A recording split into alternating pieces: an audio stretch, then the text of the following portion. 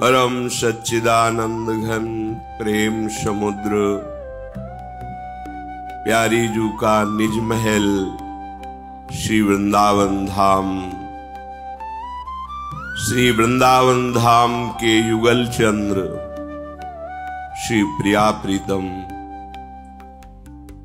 प्रीतम के अत्यंत प्रेम में पगे हुए निज परिकर इनके सानिध्य का हमें जो सौभाग्य मिला है, ऐसे महामहिम धाम में अगर एक क्षण भी हम बैठ गए हैं, यहां प्रवेश कर गए हैं, तो आपके ऊपर प्रभु की लाडली जू की अहेतुकी कृपा हुई है और अब आपके जीवन में परम आनंद का द्वार खुल गया है। अब आपको प्रवेश करना है।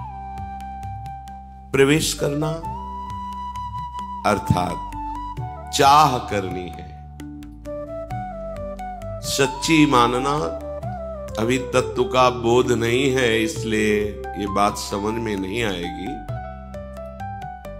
आपको प्रभु इतना प्यार करते हैं कि आप जो चाह करते हैं विवश होकर के प्रभु वही रूप धारण कर लेते हैं और आपकी चाह की पूर्ति करते हैं, यदि आप शरणागत हैं और भजन परायण हैं। नहीं तो किसी की यहां चाह पूर्ति आज तक नहीं हुई। सब चाह कर रहे हैं धन की, भोगों की, पद की, प्रतिष्ठा की। जिनको मिल भी गया वो भयभीत है छूट न जाए, आगे मैं इसी पद में स्थित रहूं, आगे इस भोग को भोगता रहूं, आगे हमारे पास संपत्ति बढ़ती रहे। चाह कभी पूर्ण नहीं हुई। चाह जीवन भर जलाती रहती है। यदि प्रभु की शरण में हो, प्रभु का भजन करने का अवसर मिला, फिर आपने चाह की भोगों की, तो हमारे प्रभु इतने करुणामय हैं। बहुत विचार की बात कह रहा हूं, केवल भावुकता से नहीं। वो वही रूप धारण करके आपके समीप हो जाते हैं। आप जिस वस्तु की भोग की इच्छा करते हो, वो वस्तु प्रभु बन जाते हैं। जो भोग की इच्छा करते हैं, जो इच्छा करी हो मन माही, हरि प्रसाद कछ दुर्लभ नहीं। जब वही सब कुछ बने हैं, शास्त्र सिद्धांत है, जब सृष्टि नहीं थी तो मैं ही था, जब सृष्टि नहीं रहेगी तो मैं ही रहूंगा, बीच में जो कुछ भी है वो सब मैं ही हूं। तो आपने चाह प्रभु की प्रभु रूप से नहीं की, इसलिए प्रभु नहीं मिल रहे। आप चाह उन्हीं समर्थ प्रभु से जो जो कर रहे हैं वो देख रहे हैं, तुम्हारी सुन रहे हैं। अगर चाह मिट जाए और प्रभु की चाह प्रकट हो जाए तो भगवत प्राप्ति जैसा सहज कुछ है ही नहीं। किसी ने किसी महापुरुष से प्रश्न किया कि हमें 20 वर्ष हो गए भजन करते हुए, हमें भगवान क्यों नहीं मिले? कितना भजन करना पड़ता है, क्या करना पड़ता है जिससे भगवान मिले? मुझे क्यों नहीं मिले? तो उन महापुरुष ने कहा, तुम सत्य को साक्षी करके सच्चे हृदय से बताना, क्या तुम्हारे मन में भगवान से मिलने की वास्तविक चाह है? थोड़ी देर शांत रहे और कहा, कभी कभी ऐसा आता है कि भगवान मिल जाते तो ठीक है। बोले, चाह का स्वरूप नहीं। आप कोई व्यापार करते हैं, उस व्यापार में आप क्या चाह करते हैं कि अच्छी लाभ वृत्ति हमारी पूर्ण हो, हमें अच्छा धन प्राप्त हो और जब नहीं प्राप्त होता तो आपको कैसा लगता है? तो बहुत जलन होती है और व्याकुलता होती कि मुझसे क्या कमी रह गई, जो मुझे लाभ मिलना चाहिए व्यापार में वो लाभ क्यों नहीं मिला। बोले इसे चाह कहते हैं। ये चाह है। आपका हृदय जलने लगे, अंतर दाव लगी रहे, धुआं न प्रगटे कोय, कह जाने दिल आपनो या जा सिर बीती होए। अंतर में आग लग जाए, क्यों नहीं प्रभु मिल रहे।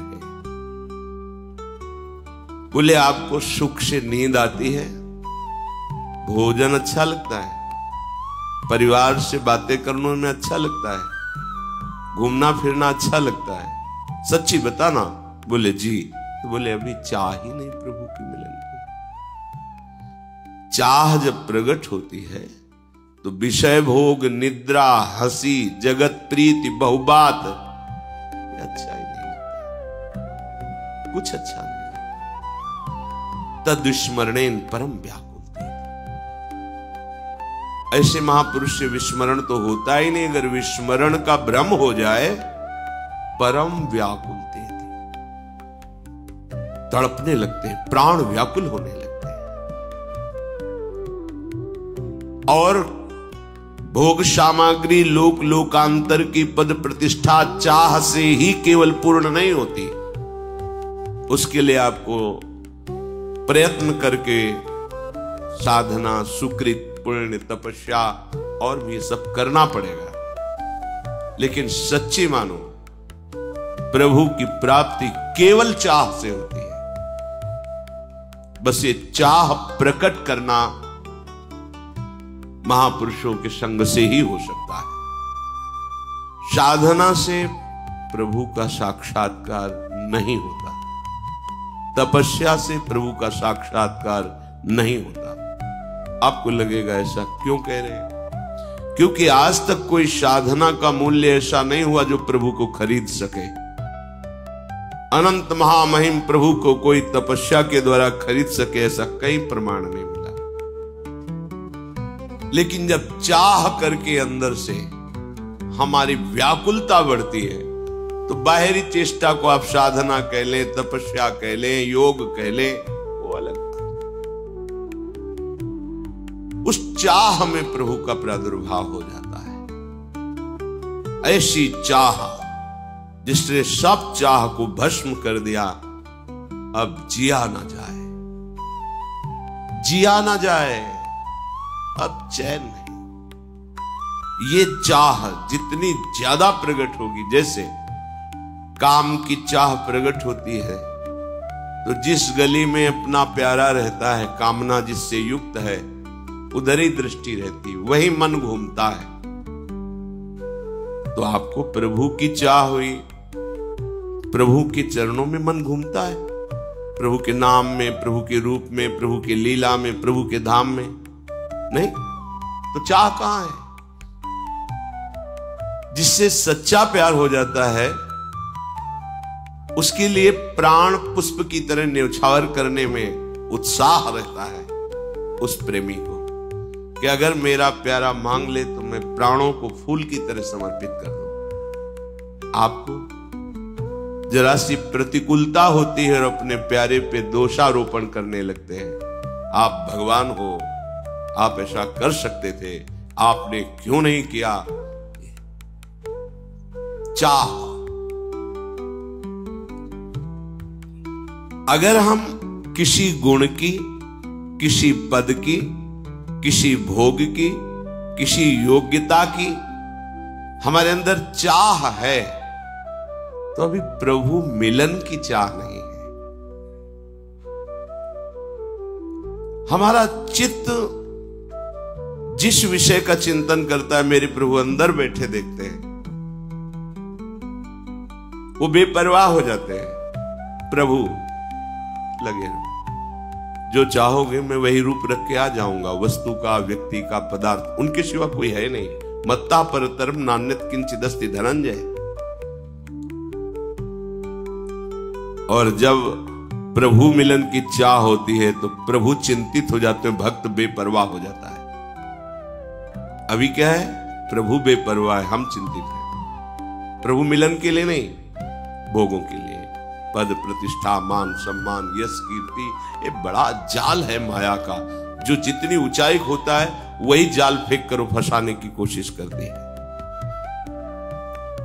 संसार की प्रत्येक वस्तु, व्यक्ति, स्थान,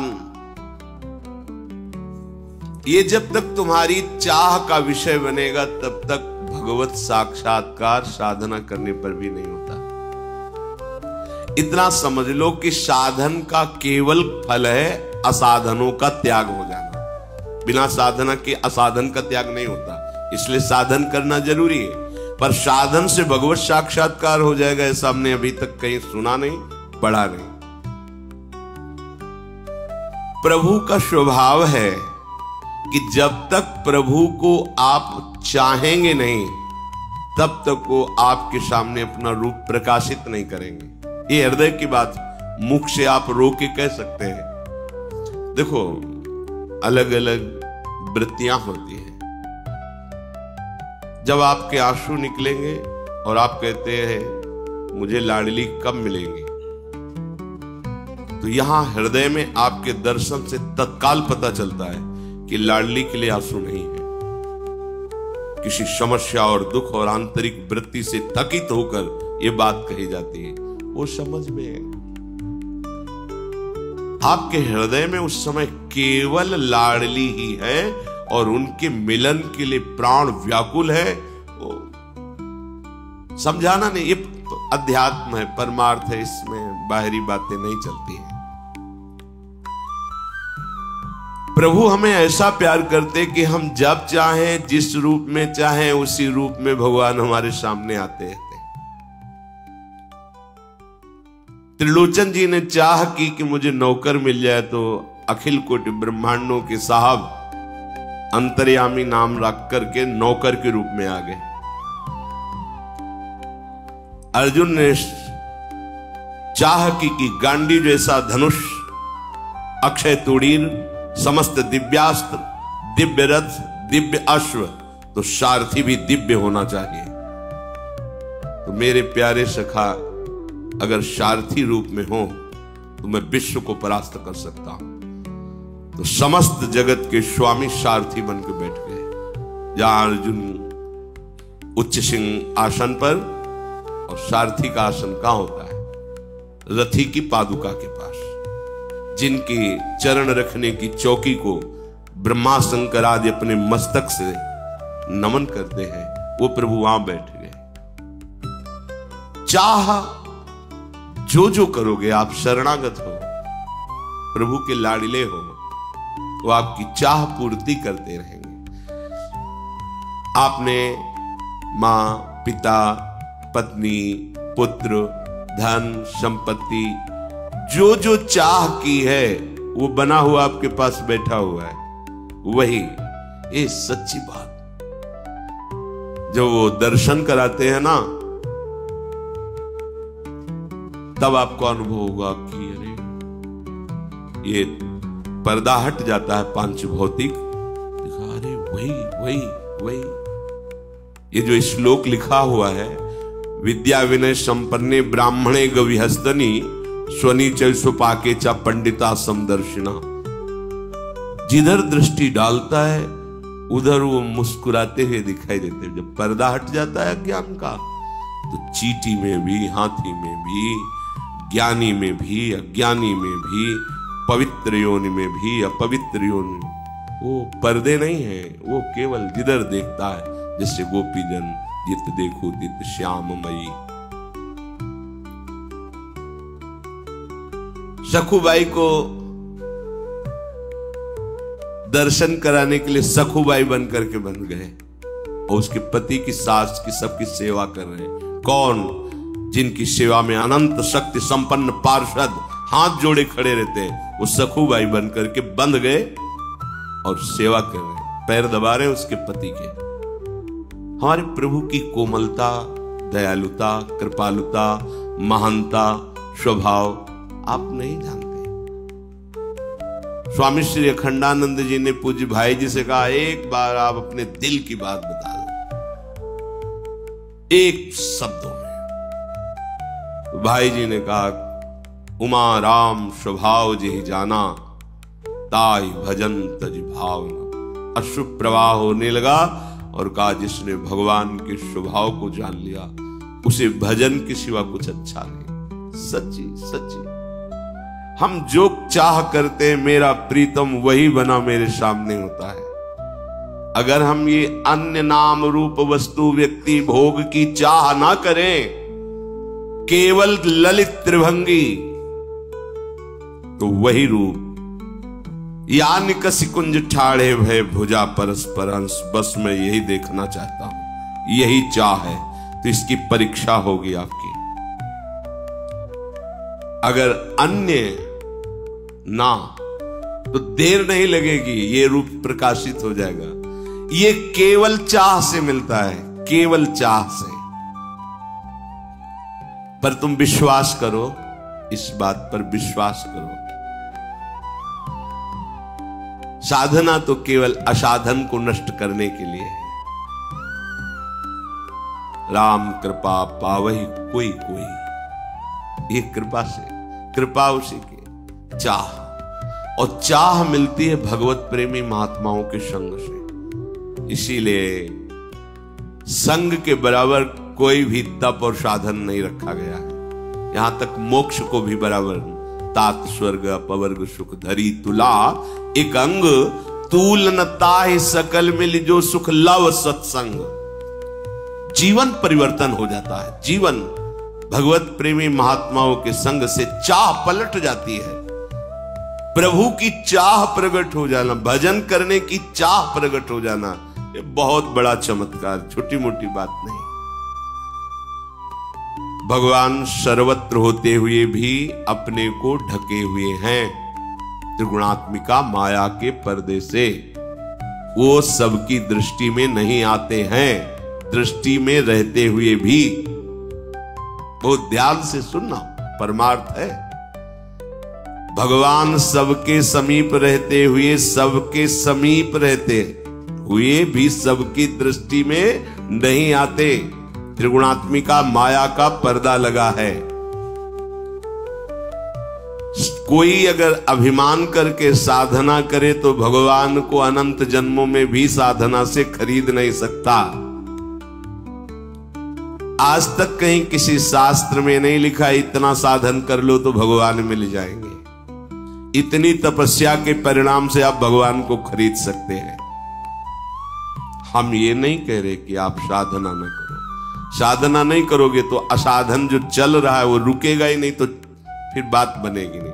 साधना असाधन त्याग के लिए है, पर भगवान की प्राप्ति भगवत प्रेमी महात्माओं के संग से प्रकट हुई चाह से है। चाह,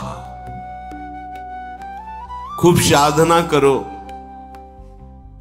लेकिन आज तक कहीं यह परिणाम लिखा नहीं पाया गया कि साधना से प्रेम का प्रादुर्भाव हुआ। अपने यहां तो सिद्ध महापुरुषों ने कहा, रे मन रसिकन संग बिन रंचना उपजय प्रेम। और गोस्वामी तुलसीदास जी ने कहा, यह गुण साधन ते नहीं होई। और भगवान श्री कृष्ण चंद्र जी ने कहा कि व्रतानि यज्ञ छंदांसि तीर्थानि यमा यमाह यथा वरुंधेत सत्संगः सर्वसंगोपहो हिमाम। व्रत से, साधना से, नियम से, वेदाध्ययन से, तीर्थयाटन से और धर्मों के पालन से मैं वश में नहीं होता,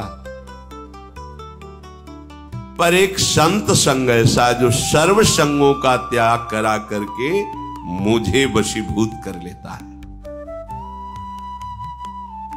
आज तक कोई मूल्य नहीं लिखा पाया गया शास्त्रों में जिससे हम भगवान को खरीद सके। कोई मूल्य, कोई साधना, कोई तपस्या, कोई तीर्थयाटन। हमने तो महापुरुषों के मुख से सुना है कि तीनों लोकों की तपस्वियों की तपस्या इकट्ठा करके भी भगवान को नहीं खरीदा जा सकता। भगवान की कोई कीमत नहीं। इसके दो अर्थ हैं।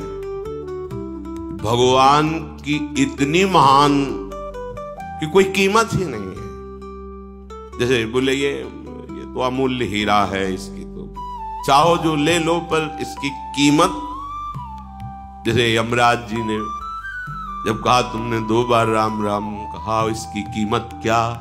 तो बोले हमें नहीं पता, आप बताओ ना। बोले कीमत तो नहीं बता सकता, क्योंकि नाम की। तो ब्रह्मा जी, भगवान शंकर जी, यहां तक स्वयं भगवान से यही प्रश्न किया गया, तो भगवान ने भी कहा कीमत तो नहीं बता सकता, पर प्रभाव उसका देख लो कि आप लोकपाल ईश्वर कोटि के महापुरुषों द्वारा पालकी में लाया जाकर हमारी गोद में बैठा, पर यह कीमत नहीं कह सकते इसको, अमूल्य। तो भगवान की कीमत क्या है? अर्थात अमूल्य है।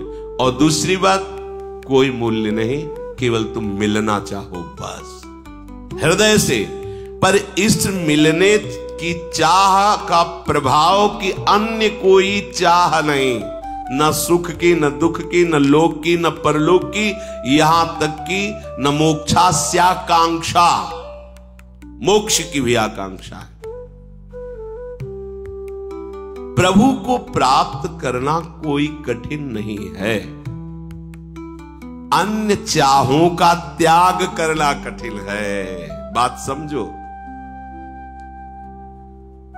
ये हम कोई अलंकारिक भाषा नहीं बोल रहे।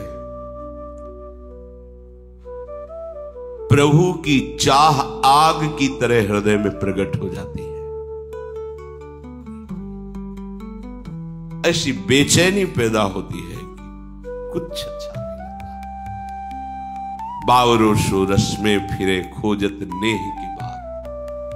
कोई उनकी रूप की चर्चा, गुण की चर्चा, नाम की चर्चा, धाम की चर्चा सुनाए तो जैसे भूखे प्यासे को थोड़ा सा मिल जाए तो प्राण पोषण हो जाए, और कोई उसकी चाह को संतुष्ट कर सके ऐसा त्रिभुवन में कोई पद नहीं। देखो, न पारमेष्ठम, न महेंद्र धिष्णम, न रसाधिपत्यम, तो क्या कोई पद नहीं, कोई भोग नहीं, कोई व्यक्ति नहीं।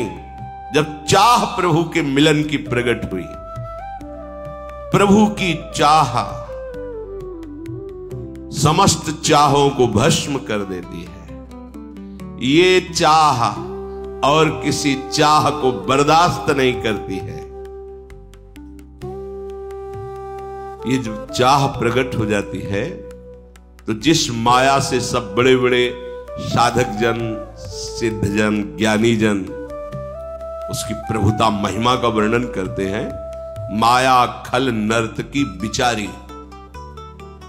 भगवत चाह करने वाले महापुरुष के सामने एक नर्तकी की तरह है, वो आकर्षण नहीं कर सकती। ये तभी तक हमको लूटते रहते हैं, काम क्रोधादि। तावद रागा दहस्तेनास्तावत कारागृहम गृहम, तावन मोहोंघ्र निगडो यावत कृष्ण नते जनाहा।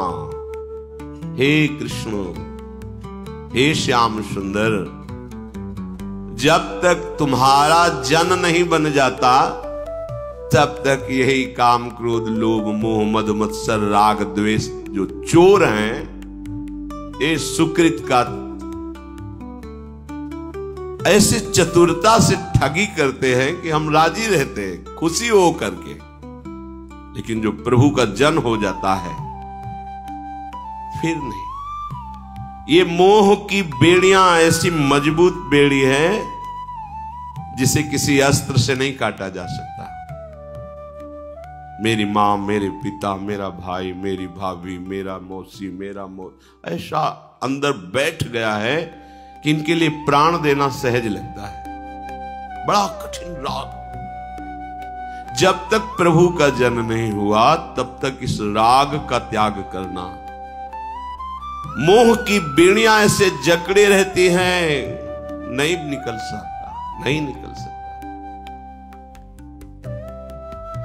किसी साधक के परिचय का कोई परिवार का एक बार आया था, ही धाम में थे, मिले, फिर वो गायब से हो गए। तो सेवा में रहते थे वो, उनका वो आए थे, फिर पता ही नहीं उनका कहाँ। रात्रि में फिर 2 ही 3 लोग उस समय थे, तो वहां गए ढूंढने। तो किसी ने बताया यमुना किनारे गए तो ऐसे कपड़ा ढके हुए बैठे थे ऐसे। बड़ा हमें अच्छा लगा कि चलो वृंदावन आने का यही लाभ। उनसे कहा हठ नहीं किया जाता, चलो प्रसाद पाव चल करके, क्या तुम्हारे अंदर चाह है? तो रो पड़े। कहा हमारी बिटिया को उसके ससुराल वालों ने त्याग दिया है, तो हम प्राण त्यागने आए, ना खाएंगे पिएंगे ना कुछ करेंगे। और रो पड़े कि ऐसा ऐसा। अच्छा है, भाव अच्छा है, पर अपने लोगों के लिए जो भाव आदर का होता है कि अगर ये होता कि एक बार श्री जी दर्शन दे मुझे, या श्री जी का भजन या प्रेम मिले, जीवन व्यर्थ जा रहा है, चरणों में लौटने का मन करेगा। धन्य हो तुम, गृहस्थ होते हुए भी धन्य तुम्हारी ऐसी चाह है। उस चाह, इसमें तो पूरा संसार फंसा हुआ है। तावन मोहोंघ्रि निगडो, ये मोह जंजीर की तरफ बांधे हुए अपना जीवन न्यौछावर कर देते हैं मोह के प्रति। 1 2 लाख नहीं, प्रायः सब, कोई बिरला है जो इस मोह की जंजीर को काट करके भगवान के भजन मार्ग में चले। हमारे मन में प्रभु की चाह तभी मानी जाएगी जब जीने की भी चाह नहीं, किसी के संग की चाह नहीं, किसी भोग पद प्रति कोई अन्य चाह ही नहीं। चाह मिटी, चिंता मिटी, और मनुआ बेपरवाह। और जिनको कछु न चाहिए ते शाहन के शाह, वो बादशाह है जिसको कुछ नहीं चाहिए।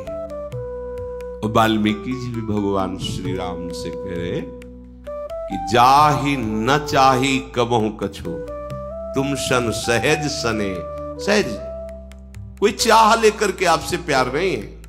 आप ऐसा करें तो आप मेरे प्यारे, आप ऐसा ना करें तो आप झूठे, आप प्यारे नहीं, ऐसा नहीं। प्यार में नहीं होता। तुम सन सहज सने, तो बसहु निरंतर तासुर, सो राउर निज गे। ऐसा नहीं कि आए और चले गए झलक देके, नहीं। वो बसहु निरंतर, तासु उर, उसके हृदय में निरंतर प्रभु बसते हैं। कैसे? जैसे अपने घर में रह जाता है, बाहर बुलाने पर गए, घंटा 2 घंटा सभा में बैठे चले आए, लेकिन अपने कुटिया में वहां तो रहा ही जाता है। वहां कोई थोड़ी कि कितने मिनट हो गए यहां रहते हुए, वो तो सहज। उसका हृदय महल है, जिसके हृदय में कोई चाह नहीं, सहज में प्रिया प्रीतम से अपनापन, वहां प्रिया प्रीतम खेलते हैं। नारायण या गौर श्याम को हृदय निकुंज बसइए। एक बार देखने की प्रबल चाह, चाहो न सुगति सुमति संपत्ति कछु, रिधि सिद्धि विपुल बड़ाई, हेतु रहित अनुराग राम पद बढ़े अनुदिन अधिकाई। गोस्वामी जी क्या कह रहे हैं? मुझे सदगति नहीं चाहिए। देखो, प्रायः भजन का फल हम क्या चाहते हैं कि हमारा कल्याण हो जाए, सदगति हो जाए। लेकिन जिससे प्रभु से प्रेम है वो क्या कह रहे हैं? कह रहे चाहो न सुगति, मेरी सदगति हो, मैं नहीं चाहता। सुमति, मुझे बहुत ज्ञान हो जाए, बहुत ज्ञानी नहीं चाहिए। संपत्ति मुझे नहीं चाहिए। रिद्धि सिद्धि नहीं चाहिए। विपुल बड़ाई, लोग वाह वाह करें, मुझे नहीं चाहिए। तो चाहिए क्या? हे राघवेंद्र सरकार,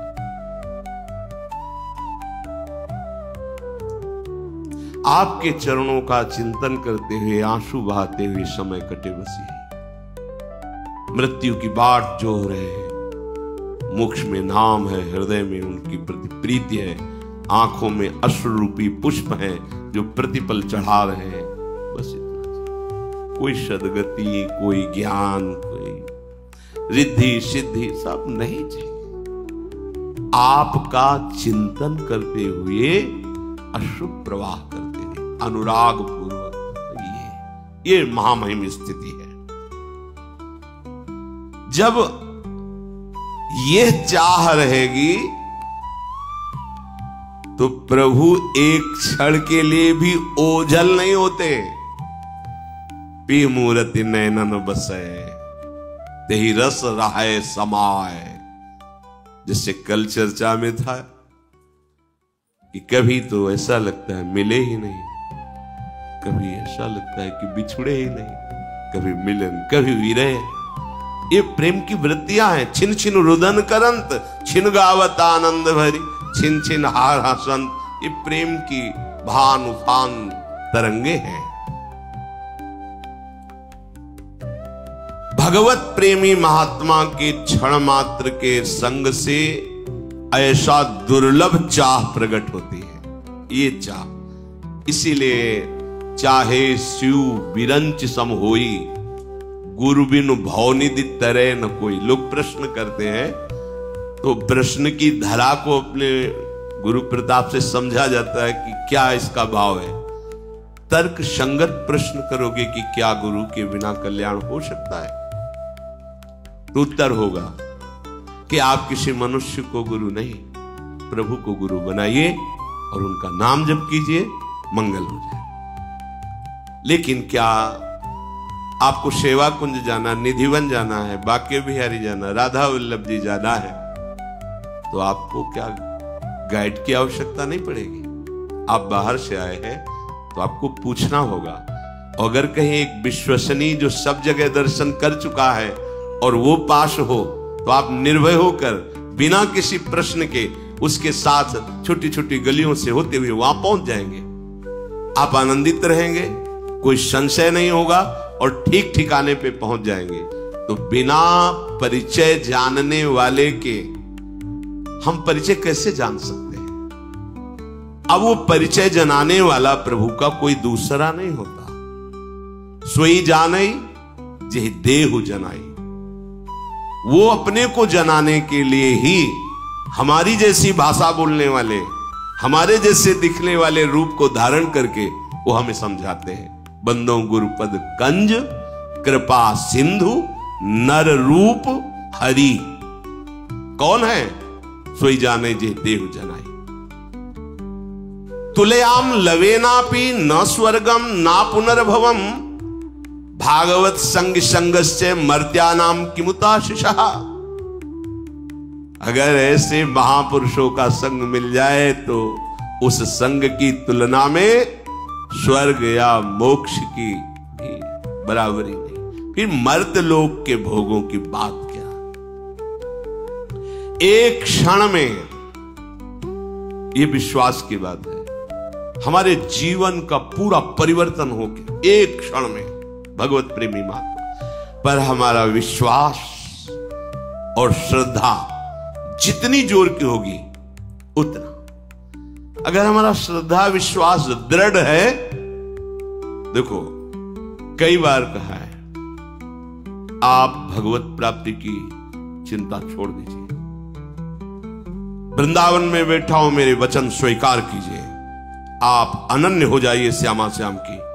सारा ठेका वहां तक पहुंचाने का। बोले इतने हम नहीं, हम अपने आए आचार्यों की वाणी के अनुसार हरिवंश प्रताप नाम नौका निज खेवक भवसागर सुख तरत निकट हरिवंश जो सेवक।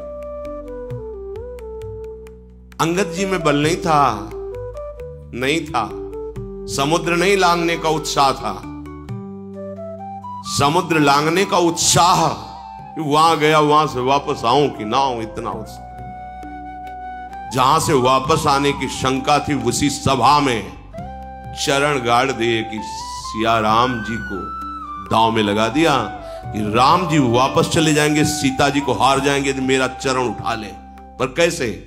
राम प्रताप सुमेरीपन रोपा।